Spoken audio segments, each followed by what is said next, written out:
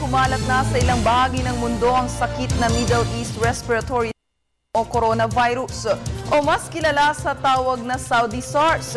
Sa katunayan, may isang Filipina nurse na nakabase sa Saudi Arabia ang nabiktima at namatay na sa sakit na ito. Kaya't ano nga ba ang paghahanda na ginagawa ng Pilipinas para maiwasan ang sakit na ito? Balitaan mo kami, Jackie Say.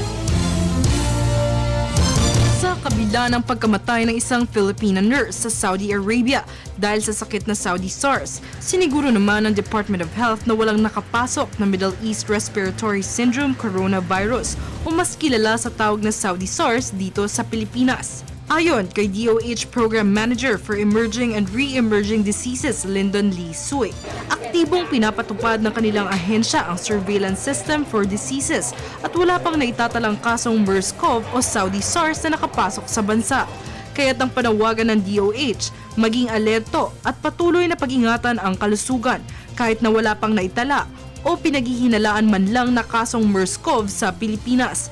Umaabot na sa mahigit 100 ang naitalang kaso ng MERS-CoV sa 8 bansang naapektuhan nito, kabilang na ang France, Italy, Jordan, Qatar, Saudi Arabia, Tunisia, United Kingdom at United Arab Emirates. Abril 2012 hanggang sa kasalukuyan, mahigit 50 na ang naitalang namatay dahil dito. Ang Middle East Respiratory Syndrome ay isang uri ng coronavirus at maaari ring tawaging novel coronavirus, SARS-like virus o Saudi SARS, na umpisang natuklasan ng Egyptian virologist na si Dr. Ali Mohammed Zaki sa Jeddah, Saudi Arabia noong 2012. Maaaring makuha ang sakit na ito sa pamamagitan ng close contact sa isang may MERS-CoV at ayon sa pag-aaral, maihahalin tulad ang sintomas nito sa taong may Severe Acute Respiratory Syndrome o SARS. Ilan pa sa mga makikita sa mga pasyenteng may MERS-CoV ay renal failure at severe acute pneumonia na may 12 araw ng incubation period. Ayon sa patient's chart ng unang nagkaroon ng MERS-CoV, nagreklamo ito ng pagkakaroon ng lagnat na tumagal ng 7 araw, paghuubo na may plema at pagkakapos ng hininga. Dagdag pa ng DOH, sakaling may pagkakataong nakalusot ang sakit na MERS-CoV sa bansa, nakaantabay at inihanda na ang ilang hospital sa Pilipinas.